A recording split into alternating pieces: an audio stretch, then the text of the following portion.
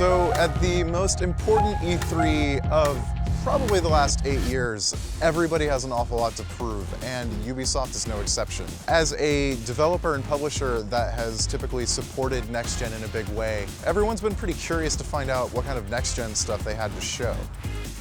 Instead of any new Watch Dogs gameplay as we saw back in February at the PS4 press conference, we got a new trailer. And granted, it was a pretty cool trailer, but it's definitely one that seems poised to frame Watch Dogs as Ubisoft's successor to Assassin's Creed in the next generation. And then of course, we got an Assassin's Creed 4 trailer that was in many ways very similar. They didn't have a lot to say or show about Assassin's Creed 4 today, which is interesting.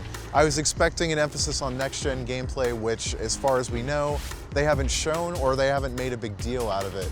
I personally was hoping that we would see what Ubisoft has in store for Xbox One and PS4 owners who want to jump into that on their new consoles this holiday. Today, for the sort of core audience, the two new next-gen IPs that Ubisoft had to bring were Tom Clancy's The Division and The Crew.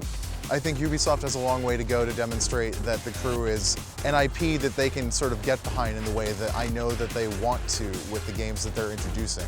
Division is a massively open world RPG from Massive, Ubisoft's MMO developer, and it really looks a lot like Watch Dogs.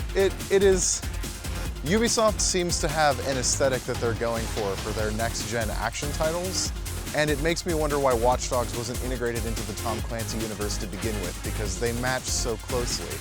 But I don't know that we've seen enough of The Division to really be able to say much about it, other than it's a cool idea that looks an awful lot like the cool idea that Ubisoft showed last year.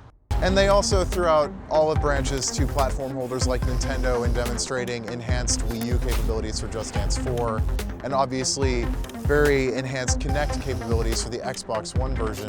Ubisoft showed a lot of great games, but there wasn't much new to sort of grab attention away from things like Titanfall and all these other projects that seem to be pushing technology in directions that the current generation consoles just haven't seemed to have been able to go. And I don't doubt that Ubisoft has those projects in development, but they're not ready to show them yet.